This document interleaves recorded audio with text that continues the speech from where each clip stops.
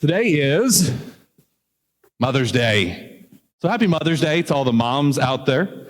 So I had someone ask me how I'm preaching Mother's Day this year. And today, as we're in Revelation chapter 2, starting in verse number 12, we're reading a letter to the church of Pergamum. And so I said I can pronounce it Pergamum.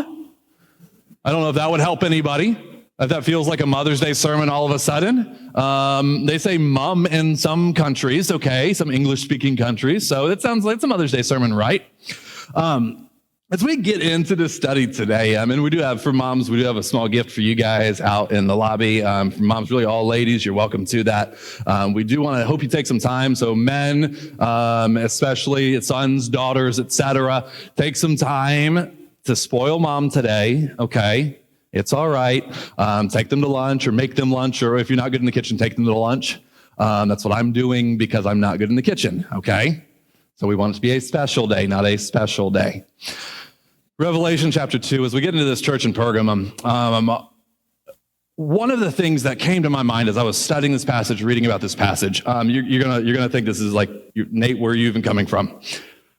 You know what popped in my head? IKEA furniture. IKEA furniture. How many guys like IKEA? Some people like IKEA. How many just like walking through the massive showroom of it's an experience. If you've never been to IKEA, it's an experience. I will say it that way. Sometimes when we're up in the Canton area or Plymouth, when we're near that, I'll be like, hey, you want to stop by IKEA? And my answer is 100% of the time, sure. Verbatim. I just like that. Sure, I'm not saying no, but I'm not necessarily excited about it. One of the things that's fascinating about IKEA furniture is you go into this place and they have all these different options of furniture, but then what do you have to do when you buy the furniture? You have to put it together yourself. You know what and IKEA, it's not been around for a long, long time in the way that we know it now, but you know what I've never noticed? I've never noticed like a family heirloom, like an antique piece of furniture that was made by IKEA. If anyone's seen that, let me know, because I'd be like really, really curious. But it's probably not the case that when someone that you care about begins to divide their things and say, hey, would you like this antique IKEA dresser? Like, that's probably not happening. If you are the kid that gets the antique IKEA dresser, I'm not going to go any further about what your parents think of you. Because it's not an heirloom, right? It's utilitarian, it's relatively inexpensive. But the fact is, our kids have, our daughters have an IKEA dresser in their bedroom. And one of the things that I notice about IKEA furniture, especially the entry-level stuff that we buy for our kids, is you notice that when it gets a ding or when it gets a little bit of a scuff, it looks dramatically different. Why?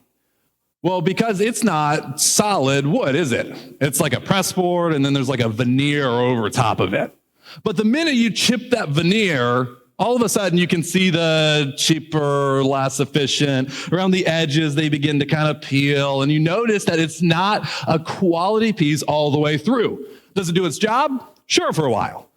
But at the end of the day, if it gets wet, if it gets all these different things can happen that can damage it. That a true antique piece of furniture, a well-made version of that, doesn't have, right?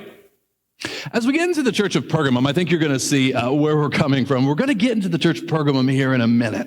And there's some interesting things that are taking place in the church of Pergamum. You see, this church, just like the churches we have looked at the last few weeks, this church is getting pressure put on it from the outside. The world that they live in is pressing in on them and is coming after them and is trying to tear away at their faith. But what we see in Pergamum is a little bit different than what we saw in Ephesus a couple of weeks ago and then in Smyrna last week.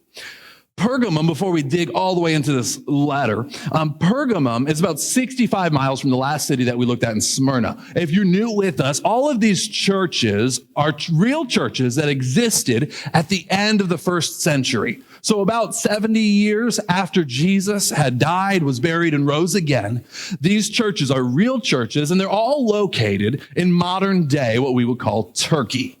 Now, the name of that peninsula that is now called Turkey is Asia Minor, or sometimes in scripture especially, it's referred to as Asia.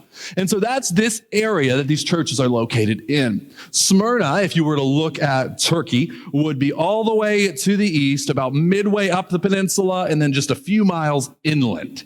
And so it's this city here that is located on a river in western Turkey. Pergamum, not Smyrna was last week. Pergamum has this library that was over 200,000 volumes, which for the day was the second largest library in the entire world, only behind Alexandria.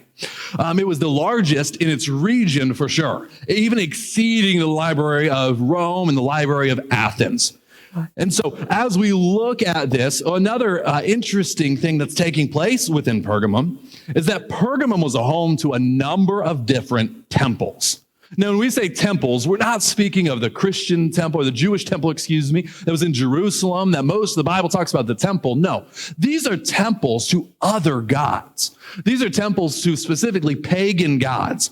And of these temples, there were three that stood above the rest. This was the temple of Dionysus. Dionysus was the god of wine and revelry. And so this was the party god. And so Smyrna, if I had to give an example of maybe what Smyrna's like that college town that's known for partying.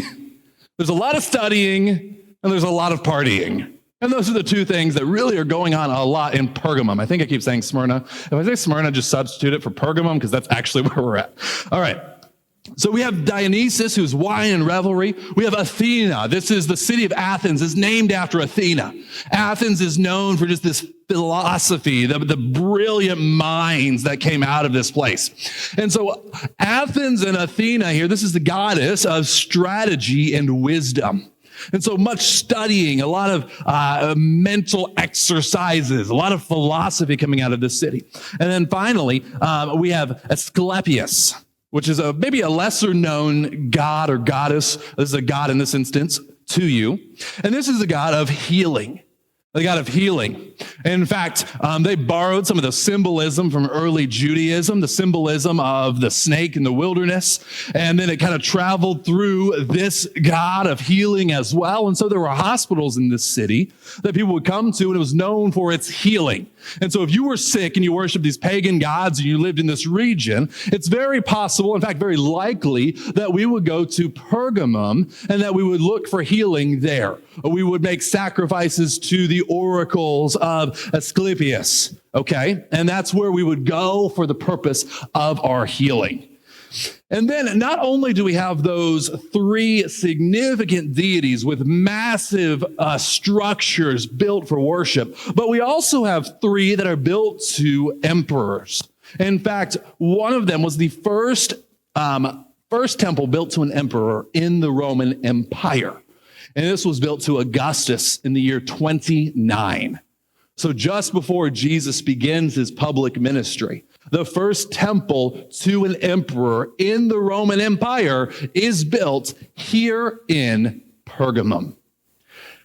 And then finally, the last really interesting thing of note from a religious perspective is that in the middle of all of these things, there was also an altar, not a full-blown temple, but on top of one of the mountains outside of Pergamum, there was an altar dedicated to the god Zeus. If you've heard of none of the rest of these, you've likely heard of Zeus, if nothing else, Hercules. You've heard of Zeus. He is the chief deity of the Greek philosophers, the Greek polytheistic religions. And so right there in Pergamum, there is an altar dedicated to Zeus. And so if you can't get the other gods and goddesses to answer, then we can go make a sacrifice to Zeus and maybe he will hear us. And so this is a place with a number of deities, a number of individuals that they are praying to and they are worshiping. And in fact, in the middle of all of this, they were very focused on their intellectual, they're very work hard, play hard kind of culture, very focused on their intellectual accomplishments. In fact, they were trying to build the largest library in the world. And so they were coming up on Alexandria there in Egypt. And Egypt actually did something really interesting. They're very competitive in these days. Egypt stopped exporting papyrus, which was the main thing that they would write on. How petty is that? They're like, you want a bigger library than us? Well, go make it on your own. That's what they told them. And so they began to develop different kinds of parchments. What's amazing is even today, many of the parchments that we have of the New Testament, these fragments that have been preserved for centuries, many of them are on this parchment that actually was originated here in Pergamum. As we go into this text, we're going to begin in verse number 12 of chapter 2 today. Each week, as we look at these letters, this is our third letter out of 7. Each week, as we look at these letters, we are going to look at 3 questions. Who is Jesus? What is he saying? And then what is his promise to us? As we dig in today, we're going to begin by looking at who is Jesus. And he tells us in verse number 12, to the angel of the church in Pergamum write, the words of him who has the sharp, two-edged sword. And so how does Jesus describe himself? He says, I am the one that has a sharp, two-edged sword. Now, a sword is an offensive weapon. We're all familiar just with the idea of swords, but it kind of has an interesting context within the shape of Pergamum. As we look at Pergamum, Pergamum was an interesting city in addition to all the things we've already talked about, because Pergamum also was granted the ability to issue capital punishment. You see, if you lived in the Roman Empire, if you were even a leader of a city, you did not have the ability, without Rome's permission, to execute, especially if it's a Roman citizen. So if you're the governor of this area or you're the leader of this city, you have no authority to issue capital punishment without Roman permission, except in a few towns, one of them being Pergamum. And so Pergamum was this place that actually was able to execute by the emperor. He was given this permission to self-govern to the point that he was even able to execute those who ought to be condemned in their minds to death. And so Pergamum is this interesting city. And the symbol in this town, when they would go through the process of execution, when one was condemned to death, what they would do is they would actually march them through the town, and one of the leaders of this procession would be holding up, and we want to guess, a sword. They would execute by the sword. And so even as we look at this, as Jesus gets up and he says, I'm the one that has the sharp, two-edged sword, what is he saying? He's assuring these Christians who are reading this letter that he holds the power of life and death. He introduces himself as Jesus, the one that holds the power of life and death. You see, he still has that power today. And this ought to be a comforting thing to us. Because as we look around at our world today, if we had to look at our greatest fears, as we had to look at the things that get us most anxious, death is certainly high up on that list. We fear not only for our own, but even for those that we care about. And we don't have to walk through that loss and that pain that's associated with death. Well, you know who holds the power over life and death? Jesus does. Jesus does. Nothing happens without his consent or his permission. You see, that loved one that we care deeply for, you know who else cares deeply for them? Jesus does. And even in the middle of all of that loss, it doesn't happen without his understanding, without his knowledge, and even, dare I say, without his consent. And so as we look at this, one of those things that we have no power over as human beings is we don't have power over death. We can prolong lives now. We can keep people alive, and we can even perform medical procedures that just a generation ago would have been considered miraculous. And I'm grateful for those things that we're able to do to intervene and to elongate life. What a wonderful thing. At the same time, you know what's inescapable? Death. We don't have an option here. We haven't figured out how to undo it. We just have means of keeping the body functioning for a little bit longer. But you know who has the ability and the power to overcome life and to overcome death and give life? Jesus does. And so he introduces himself to this church as the one with the sharp, two-edged sword. And watch what he says to this church, beginning in verse number 13. He says, I know where you dwell, where Satan's throne is. Yet you hold fast my name, and you did not deny my faith, even in the days of Antipas, my faithful witness. And so as he begins to speak, what does he call this city here of Pergamum? What does he call this place that they live? He says, I know where you live, where Satan's throne is. How incredible is that statement? He's calling this, Jesus is calling this Satan's throne. We looked at the idolatry of the city, and it'd be easy to look around now and say, okay, you know what? That tracks, that makes sense. But Jesus explicitly looks around and he says, you live where Satan has his throne. And yet, even though you are right there, the capital of Satan's rule in the world, you hold fast my name, and you have not denied my faith. Even to the days of Antipas, my faithful witness, watch this, who was killed among you where Satan dwells. And so all of a sudden, Jesus introduces us to the man by the name of Antipas. Antipas must have been well known to this church in Pergamum. To us, we don't know anything else of Antipas. This is it. These verses right here, this verse right here, is all that we know of this man, Antipas. But what do we understand from this verse? Well, apparently, Antipas was what we would call a martyr. It means this: he was killed for his faith in Jesus. He was faithful even up to the point of death. Understanding the context and the history of Pergamum, it's likely that he was one of those who suffered execution by the local government. But you know what? Even in the middle of this martyrdom, this murder of Antipas, you know who wasn't surprised? Jesus. You know who wasn't caught off guard?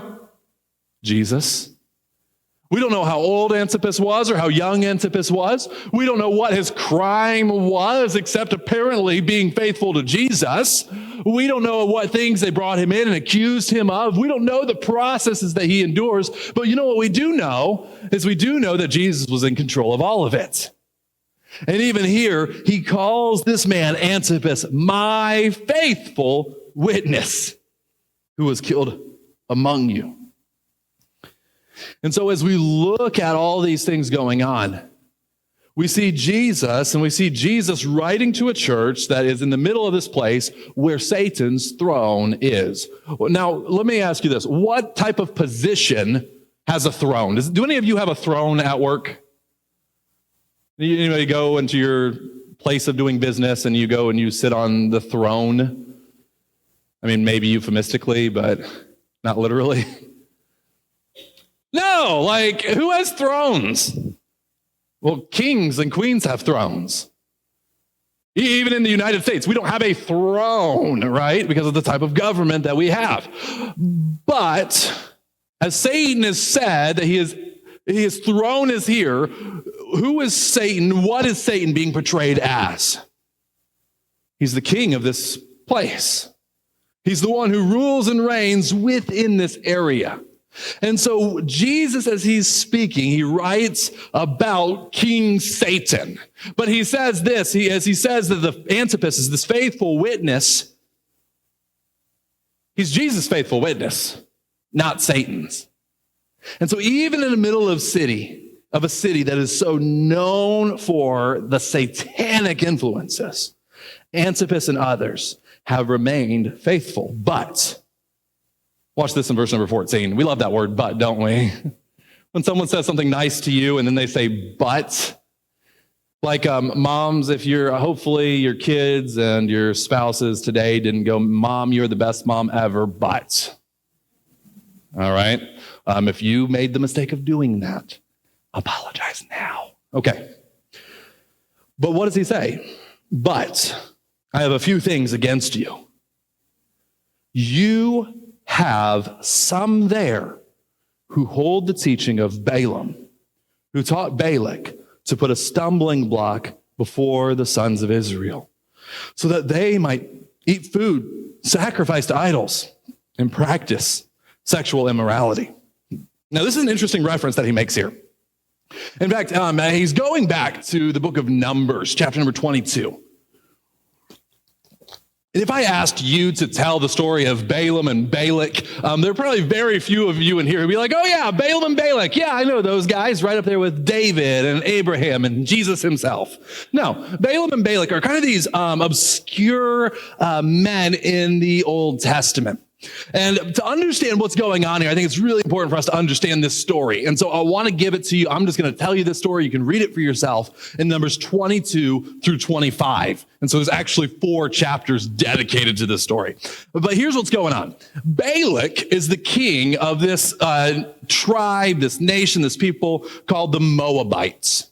And the Moabites do not serve God, do not follow God, want nothing to do with the God of Israel, the God of the Bible. They want nothing to do with him.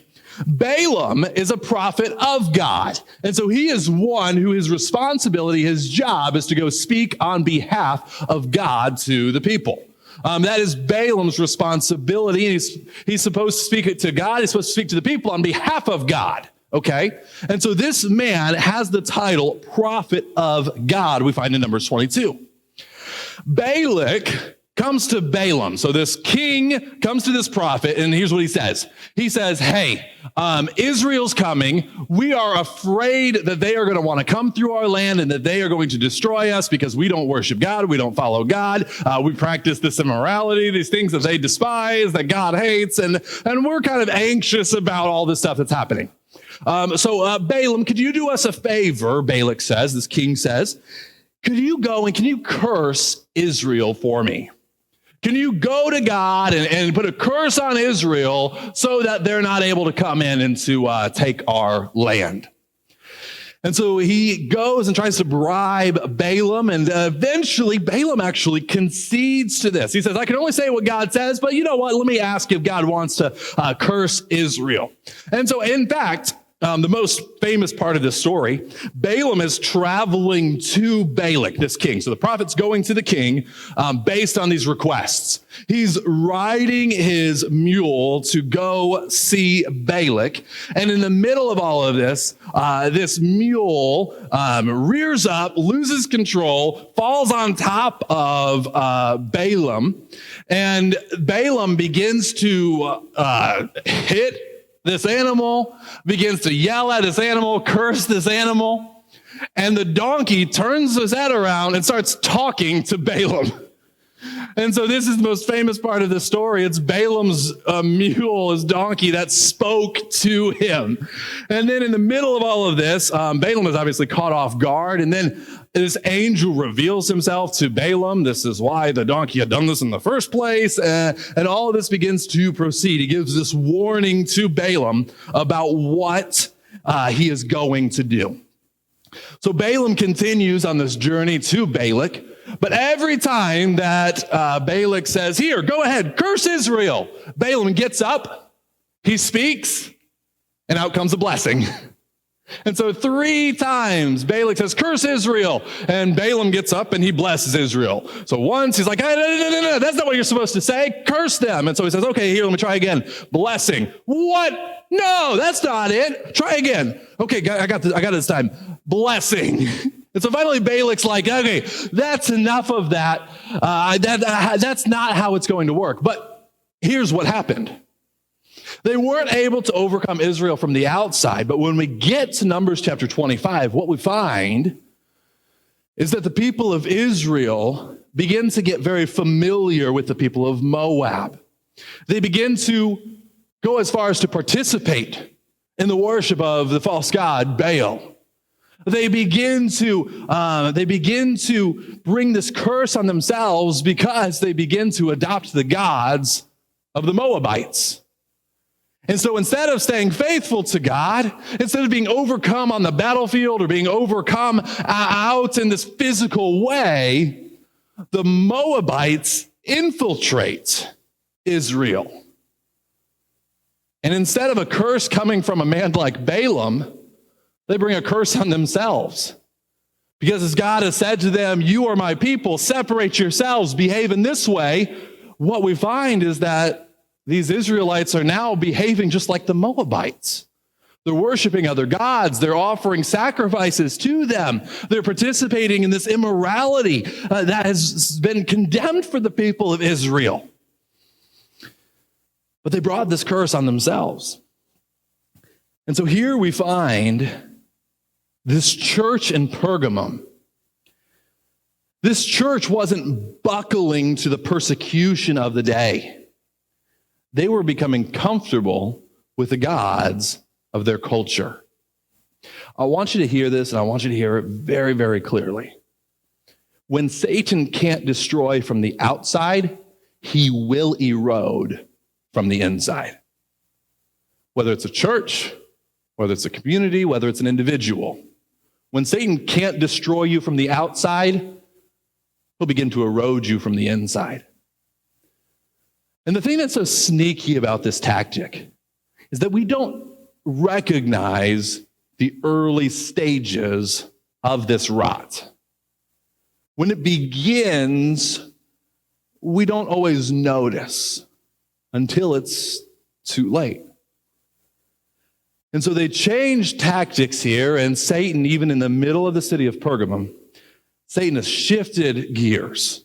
And now instead of the persecution, even though it was still coming, the church in Pergamum wasn't buckling to that. Antipas, faithful even till death. But now the church begins to look a lot like the community that it exists within. Here's the dangers of that rot. Maybe I can illustrate it for you this way. My wife and I met in Southern California. That's where we attended college. And although we're Midwesterners, we spent a little bit of our lives out that way. One time when I was living out there in college, I went with some friends. We went camping up in the forests that were north central California. Some really beautiful areas, some of these mountains just with this really interesting greenery, just north of where the giant sequoias are, some of the redwoods. Just really incredible views, incredible experience. I was walking along, me and a few of my friends. We were walking, kind of hiking this trail in this area. And as we were hiking, we noticed just a little bit off the path, we noticed this, it was kind of the trunk of a tree. It was probably about 10 to 12 feet tall, but above that was just missing. It was just gone. There wasn't anything just above that. It was broken. You could kind of see it. And as we thought, that's kind of, it stands out. It kind of caught our attention because it looks like a log, but it's still upright. So kind of fascinating to us. We get closer and we noticed that this really vertical log is just rotting away. That rot had been in it so long that the branches above it had already begun to fall. The limbs were no longer able to be supported. They had broken off. And so there is just a log standing up about 12 feet in the air. Being the 20-year-olds that we were, we decided that we wanted to see how sturdy it was. Probably not the smartest idea, but hey, we weren't smart. So we go over and we begin to kind of like nudge this tree. And what we found immediately was the roots were still in the ground, but they were not strong. And so we began to kind of just push at this and see how, it was rocking back and forth.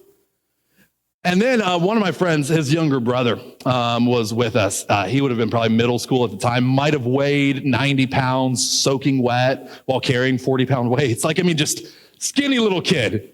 And we were like, hey, why don't you go kick this tree and see if you can knock it over? And so this little kid, I'm not kidding you, must have maybe weighed 90 pounds, runs over, little flying karate kick, hits this tree, and the whole thing goes boom. And as soon as it hits the ground, it doesn't look like a log anymore. It looks like rotting wood looks when it comes into contact with something harder than itself. Now there's a pile of debris just sitting there in the middle of this forest. You say, okay, Nate, why are you telling us this story? Understand, that rot didn't happen overnight. But by the time that rot had seen its way through the trunk of that tree, there was nothing left of that tree. It was dead long before we got there. And the thing is that even if Satan Sometimes we like to think, oh, wow, good job. I've resisted this temptation. I've resisted this persecution. Life is hard, but God, I'm faithful to you. So often, Satan does not get us to stop following Jesus because of the hardness of life. So often it happens from the inside out. And often, here's what that means. It comes from the convenience of life. If he can't get you with the hardships, he'll get you with the good things. And so we find this city of Pergamum. This church has begun to erode from the inside out. There have been those in this church that begin to rot. They couldn't be crushed, but they could be rotted. What is this rot? What does he say here? Verse number 15. So also you have some who hold the teaching of the Nicolaitans.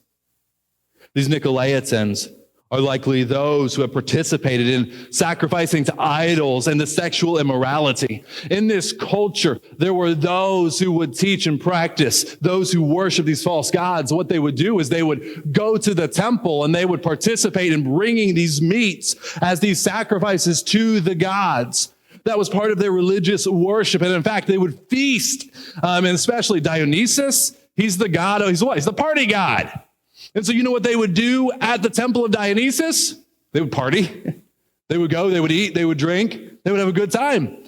And so now apparently there were these Christians that were like, hey, listen, I don't really worship Dionysus, but hey, all my friends are going to be there. And so I'm just going to go, I'm just going to have a couple drinks, I'm going to eat a little bit, but it's okay. I still worship Jesus. But all of a sudden, their behavior and the way that they were living their life was beginning to divulge from or separate from what they claimed to believe. There were other gods and goddesses that part of the worship was just blatant sexual immorality. This was so common in this culture. And so what we see is that there were likely these Christians that were giving into that. And they were saying, well, I don't have to behave that way. I can say I believe in Jesus, but the things that I actually do with my body don't matter. Well, that's not a biblical teaching. That's not from Jesus. That's not from the scripture. And so what we see is these Christians are beginning to live like those around them. And the problem in this culture wasn't that there was too much of the church in Pergamum. It wasn't even the problem that there were too many religions within Pergamum. The problem was that there was too much of Pergamum within the church.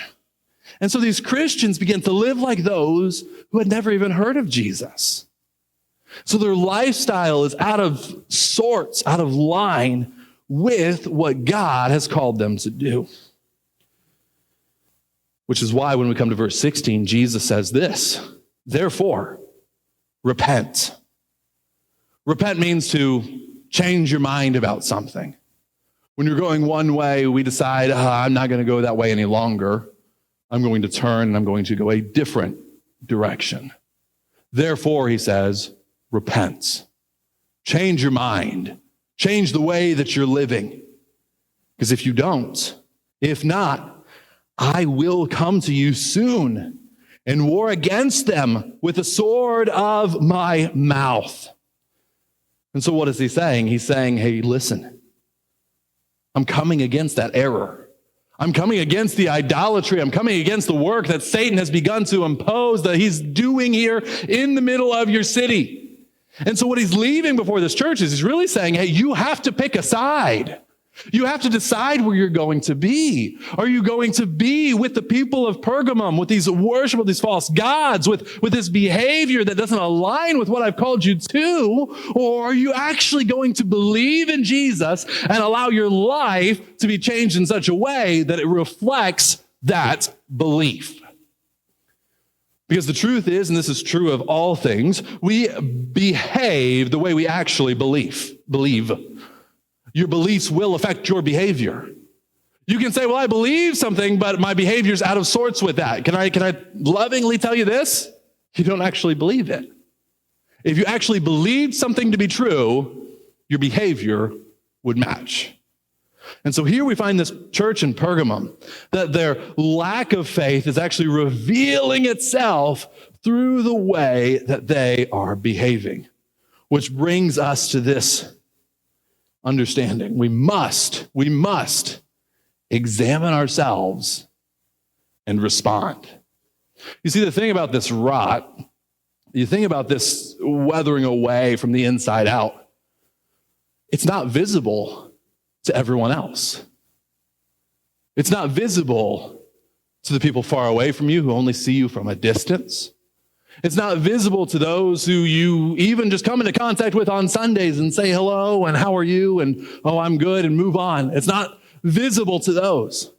In fact, it may not even be visible to those people that you interact with on a daily basis. The coworkers, the neighbors, the friends. In fact, it may not even yet be visible to the people that you live with. Your children, your spouse, your parents. It may not be something that they're even aware of yet, because it begins deep within us. In fact, it may be something that you're not even aware of yet. But you know who is aware of this? Jesus is. He sees, he knows, he examines. Which is why our prayer must be like David's in Psalm 51. He says, "Search me, O God, and know my heart. Try me, see if there be any wicked way in me." He prays to God. He cries out to God, "God, examine me because I can't even examine myself." And now what we find in this letter is Jesus is examining these believers in Pergamum, and then he's calling them to correct themselves, to correct the way that they're believing and behaving. And so, just like these believers in Pergamum, we must examine and then respond to this examination. And at the end of this, watch what he says. He gives this promise, and it's a beautiful promise. In verse 17, "He who has an ear, let him hear what the Spirit says to the churches. To the one who conquers, the one who overcomes, I will give some of the hidden manna, and I will give him a white stone with a new name written on the stone that no one knows except the one who receives it." And so what's the promise that Jesus is giving to this church? Well, there's actually a few things tied up in this. First, he promises hidden manna. Hidden manna. And there's a couple things that this ought to bring to mind. If you've been with us through the study, Revelation can be a little bit of a difficult book. It can feel a little cryptic. And that's the style of the literature it is. One of the ways that we begin to have understanding of what is being communicated to us in Revelation is studying the culture that it was written to, and then studying the Old Testament scriptures. Because over and over and over again, Jesus and then John, as he writes the things that he saw, he's going back to this Old Testament. And watch what's taking place here. As he says, there's this hidden manna. The people of Israel would carry around prior to the building of the temple even. They would carry around this box, for lack of a better term, that it was called the Ark of the Covenant. And this thing was not just any box. It was a very special thing. In fact, it was a representation of the throne of the Most High God. And this thing was covered in gold. Inside of this were placed a few specific items, one of which was manna. Manna was this really interesting substance. God had called Israel out of Egypt. They had been slaves in Egypt for centuries. God calls them out using this man by the name of Moses. And as they leave Egypt, they get into the wilderness and they begin to complain to Moses. "Moses, we're hungry. We don't have any food. We didn't bring anything with us. All our supplies have run out." And God says, "Don't worry, I will provide for you." And so he sends manna. And so what is this hidden manna that Jesus is promising? He's promising provision for his people. He's promising to care for those who are following after him. You know what's interesting about this manna, though? It's hidden manna. So you say, "But I can't see God's provision." Yeah, that's kind of how it works. In fact, that's kind of how faith works. Because when we learn about faith, the book of Hebrews tells us a lot about it.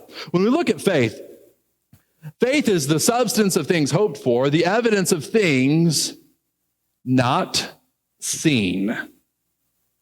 So you say, wow, that hidden manna, what good is hidden manna? Well, Jesus says, hey, when the time comes, it's going to be given to you.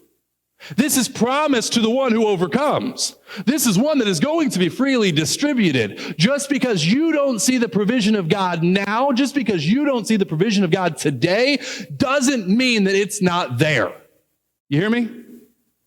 So often what we tend to do is when we say, I have this need and God's not meeting it, let me go meet it for myself. You know what happens every time we do that? We screw things up.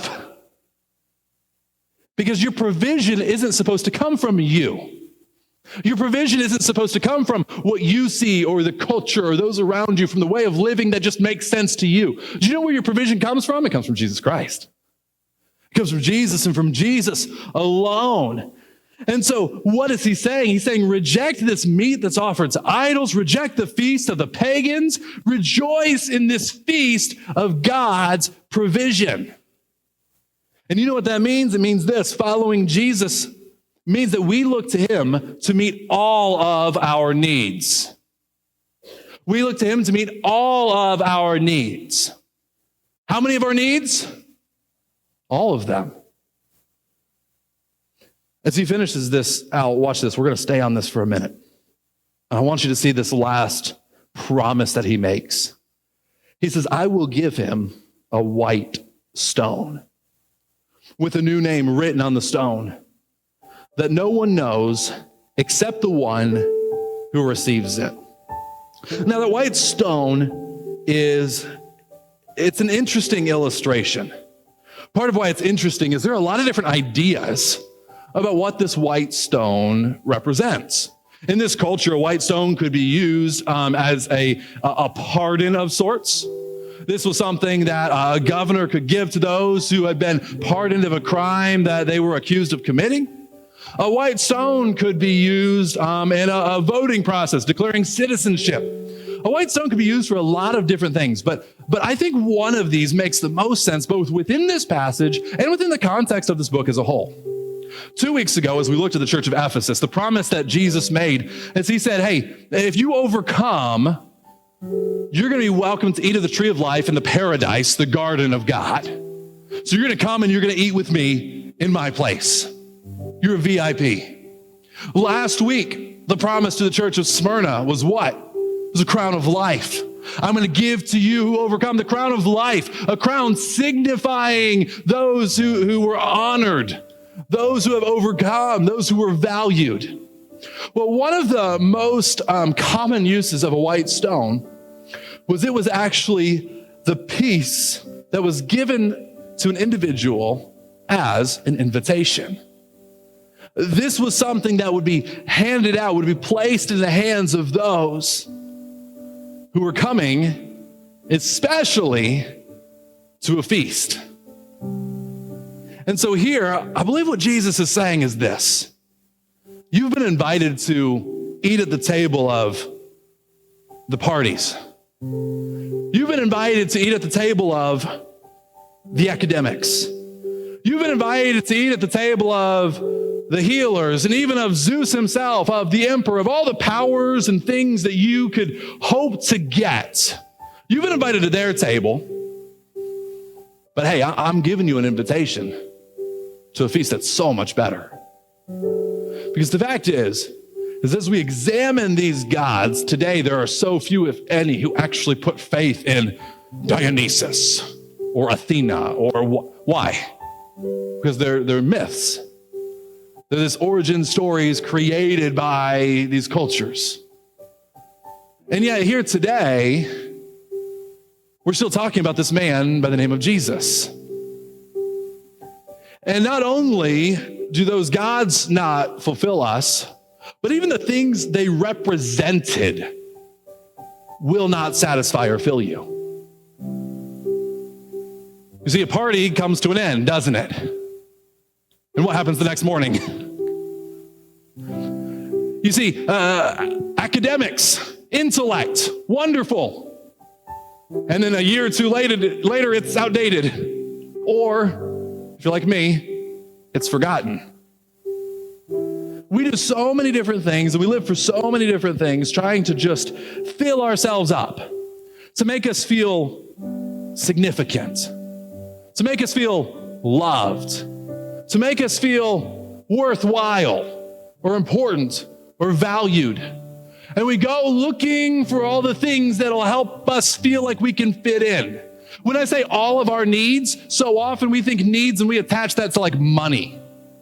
Okay, great. That's so singularly focused. But the fact is, there are a lot of needs that we have. See, maybe you're walking in here today and you just feel empty. You just feel worn out. You don't know which way to go. Your head's in a fog. You're dazed by the things of this world that are just coming at you. And the culture is going to say, hey, binge Netflix. The culture is going to say, hey, throw yourself into that job. Or the culture may say something good like, oh, family. But the fact is that none of those things are good gods. You hear me? None of those things make good gods. But Jesus does. And Jesus says, what does he say? He says, come to me, all who are weak, who are heavy laden, who are burdened and are tired and are exhausted. He says, come to me in the book of Matthew. Why? Because I'm gentle. I'm lowly of heart. I'll give you rest for your souls.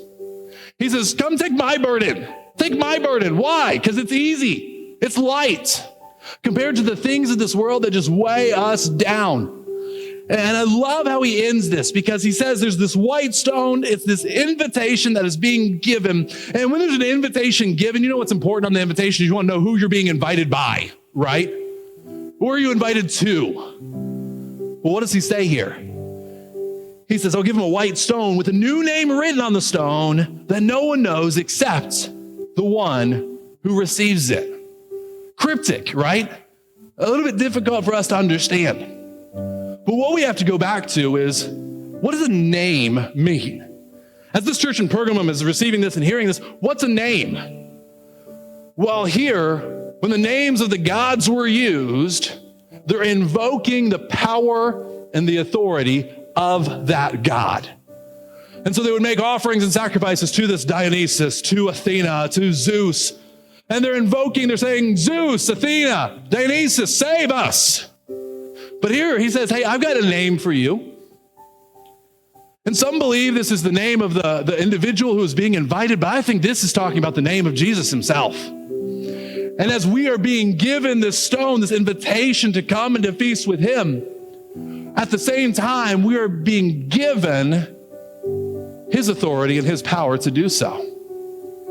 See, when someone invites you over to their place and they say, this is where I live, this is who I am, come dine with us. That's the invitation that I believe Jesus is issuing to this church in Pergamum.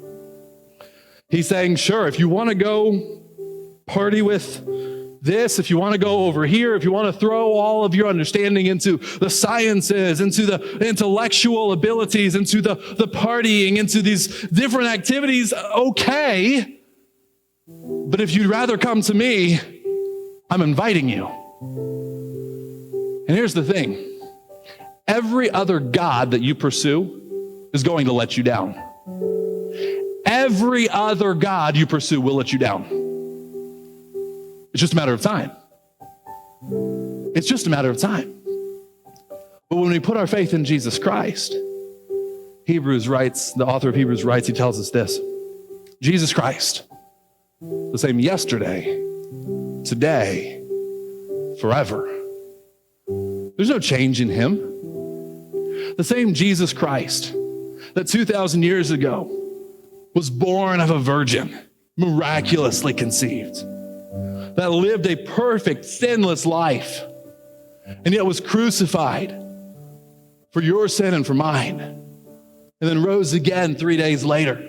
That same Jesus Christ is the same Jesus Christ who was writing this letter to his church. And he's saying, church, come to me. Church, come to me. Don't allow the things that are trying to entice you to draw you away. Because if Satan can't use persecution and hardship and difficulty to get you to turn away from Jesus, he'll use pleasure. He'll use comfort. He'll use the joys and the things that we like to do. It reminds me of the old fable. The man who was walking with a coat on and the wind and the sun. They began to debate. How do we get the coat off of this man? And the wind says, stand back and watch. I am going to blow and blow and blow, and eventually he will let go. And so the wind begins to do its work. And the wind begins to blow and blow and blow. And so this man, he just grabs his coat and he holds on tighter and tighter and tighter. And the wind blows and blows and blows until now the wind is breathless and can no longer blow. The sun says, it's a good try, but watch this. Sun begins to give its heat and its light. The day begins to warm up and become pleasant and enjoyable. And what does the man do? The man begins to sweat, begins to get warm, and begins to remove that coat. You see, if Satan can't rip it off of us, if Satan can't drag you away from your faith, he'll tempt you with something else. He'll entice you. He'll bait you. But can I tell you, the bait of Satan is always on a trap. Following Jesus means we look to him to meet all of our needs.